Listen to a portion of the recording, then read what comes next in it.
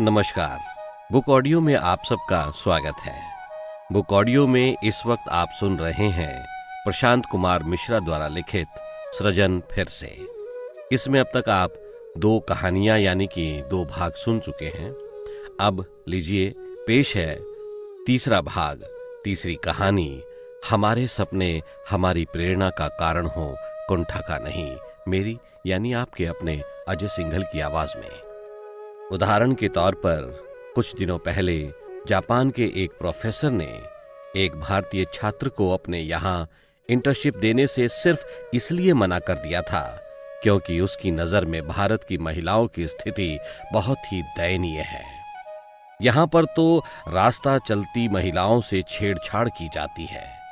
उनके अनुसार अब भारतीय पुरुषों को भरोसेमंद नहीं माना जाता है। ये हमारे लिए चिंता का विषय होना चाहिए, लेकिन सिर्फ केवल इसलिए नहीं कि ये भारतीय छात्रों के भविष्य से जुड़ा मामला है, बल्कि इसलिए कि ये हमारी और हमारे देश की छवि से जुड़ा हुआ मामला है।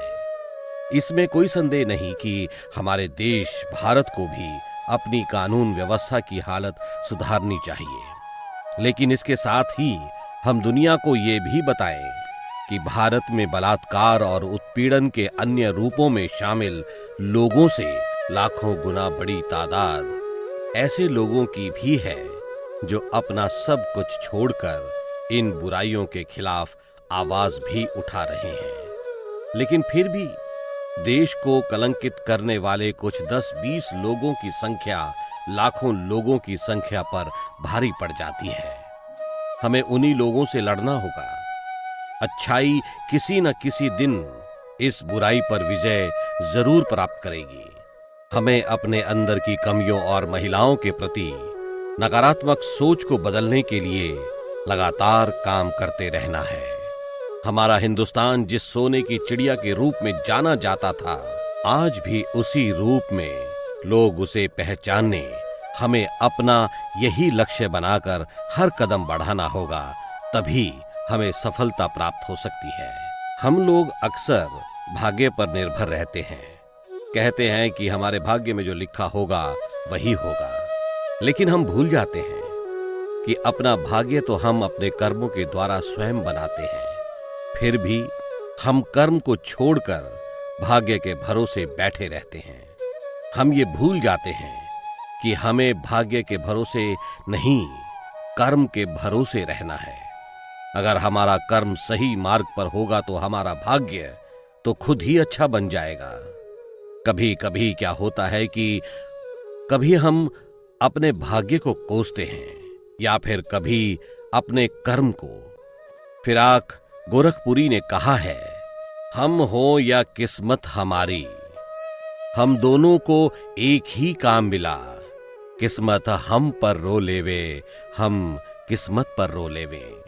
कभी कभी हम क्या करते हैं, या तो अपनी सुरक्षा देखते हैं या फिर डर कर 2 रास्तों को चुन लेते हैं, वो भी पहले वाले रास्ते को छोड़े बिना। कभी पहले रास्ते पर तो कभी दूसरे रास्ते पर, मतलब कोई भी एक निश्चित रास्ता नहीं चुन सकते, जबकि हमें पता होता है कि हम 2 रास्ते पर नहीं चल सकते। हम इंसान भी कितने अजीब हैं, सैद्धांतिक रूप से कुछ और, व्यवहारिक रूप से कुछ और, दिमाग से कुछ, दिल से कुछ।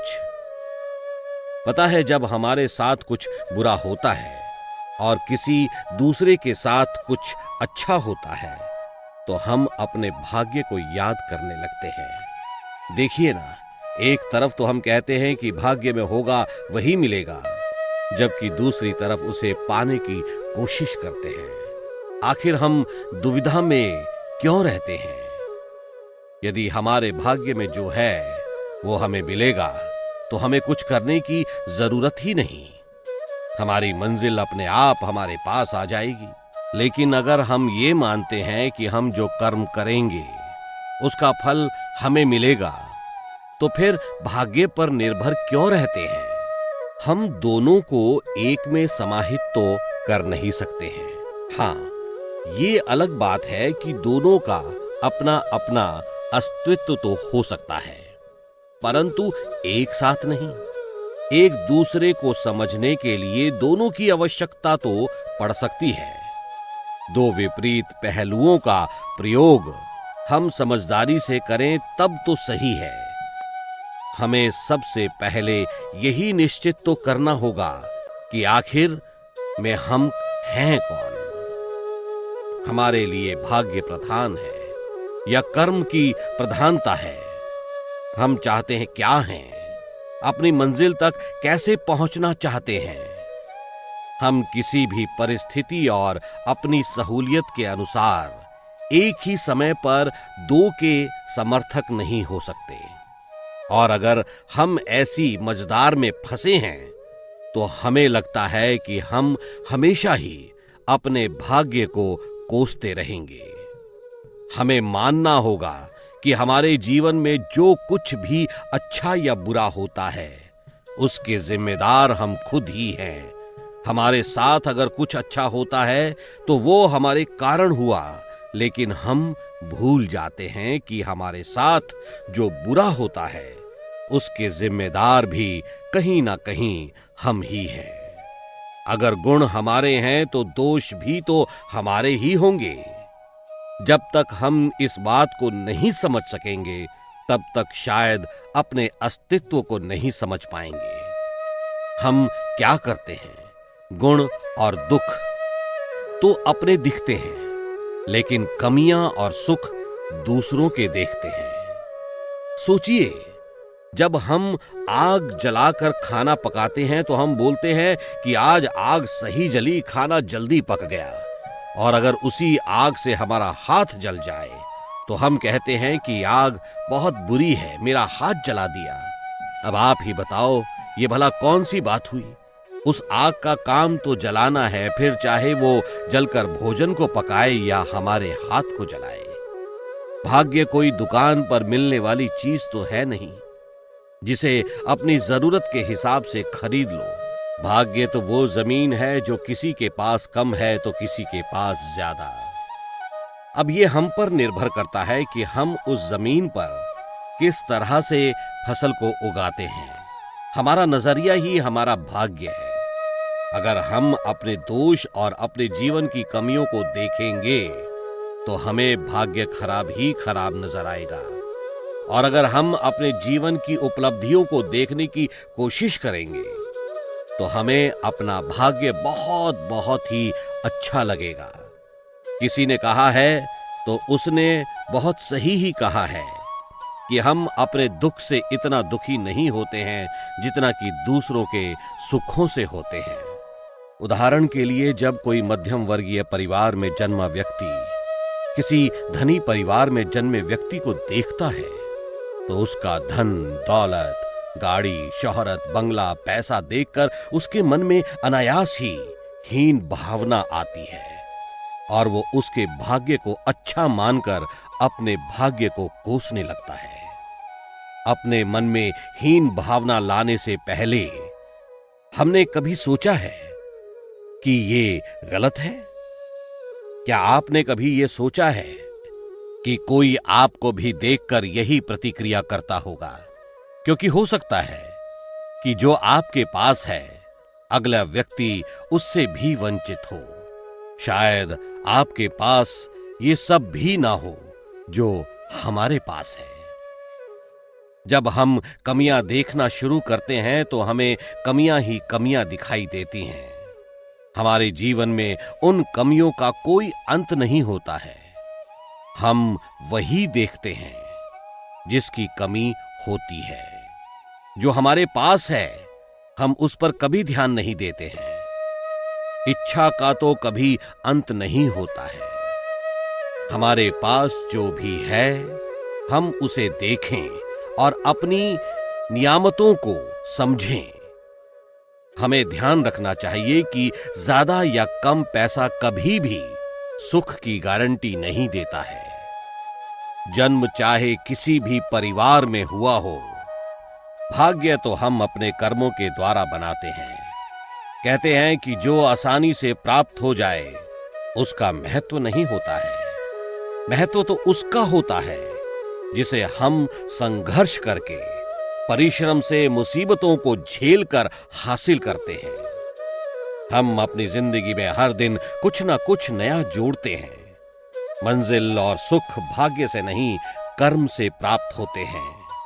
अधिकतर लोग अपनी परिस्थितियों के कारण दुखी नहीं होते, बल्कि वो अपनी मानसिकता के कारण दुखी होते हैं, जिसका एक कारण है स्वयं की दूसरे से तुलना करना। ज्यादा बड़े बड़े सपने देखने में कोई बुराई नहीं है। सपने देखो, तभी तो उन्हें पूरा करने का हौसला प्राप्त होगा। लेकिन एक बात ध्यान रखो, हमारे सपने हमारी प्रेरणा का कारण होना चाहिए, कुंठा का नहीं। दृढ़ इच्छा से संकल्पित होकर सपने पूरा करने का हौसला रखिए, ना कि हर समय रोना रोकर गहरी गर्त में गोता लगाते रहिए। आप खुद से कहो कि आपको ये चाहिए, और आपके पास इतनी काबिलियत और ताकत है कि आपको आपकी मंजिल प्राप्त होकर ही रहेगी। आपका ये विचार आपको एक नई ऊर्जा प्रदान करेगा। हमारे पास जो नहीं है उसको तो हम प्राप्त कर सकते हैं, लेकिन जरा सोच कर देखो, हमारे पास जो कुछ है, अगर वो नहीं होता तो हमारा जीवन कैसा होता। इसलिए हमें अपने कर्मों पर भरोसा रखना चाहिए। भाग्य तो उनके आधार पर स्वयं ही बनता जाएगा। रामचरितमानस के रचयिता तुलसीदास जी ने भी रामचरितमानस में कहा है, कर्म प्रधान विश्व रचि राखा, जो जस करही सो तस फल चाखा। अगर हम अपनी कोई भी लड़ाई भाग्य के भरोसे ना लड़कर अपने कर्मों के भरोसे लड़ेंगे तो हमें इसमें सफलता निश्चित रूप से प्राप्त होगी। हमारे अच्छे कर्मों के द्वारा हमारे एक अच्छे भाग्य का निर्माण होगा, लेकिन इसके लिए हमें पत्थरों की तरह जीना छोड़ना होगा। इसके लिए महिलाओं को भी चाहिए कि वे इस मुहिम में शामिल हों। यदि पुरुष वर्ग आपकी सहायता नहीं करता तो क्या हुआ? आपकी भी तो आधी आबादी है, तो आप लोग भी तो एकजुट हो सकती हो। आप सभी को एकजुट होना ही पड़ेगा, तभी आप अपनी ये लड़ाई अपनों से लड़ सकोगी। जिंदगी किस मोड़ पर किस समय हमें सहायता की आवश्यकता पड़ जाए और ऐसी स्थिति में कौन जाना अनजाना स्त्री या पुरुष अथवा कोई अन्य हमारी मदद करे, हम इसका अंदाजा नहीं लगा सकते। फिर हमारे पास सिर्फ पछताना ही रह जाता है, और पछताने के अतिरिक्त कुछ नहीं बचता है। इस समाज में स्त्री पुरुष दोनों की स्थिति को सामान्य स्थिति में लाना, स्त्री को भी उसका सम्मान और अधिकार प्राप्त हो सके, ये हमारे समाज के प्रत्येक व्यक्ति का कर्तव्य है। अभी आप सुन रहे थे प्रशांत कुमार मिश्रा द्वारा लिखित हमारे सपने हमारी प्रेरणा का कारण हो, कुंठा का नहीं, सृजन फिर से में, जिसे प्रस्तुत कर रहा था मैं, यानी आपका अपना अजय सिंघल, सिर्फ और सिर्फ बुक ऑडियो पर।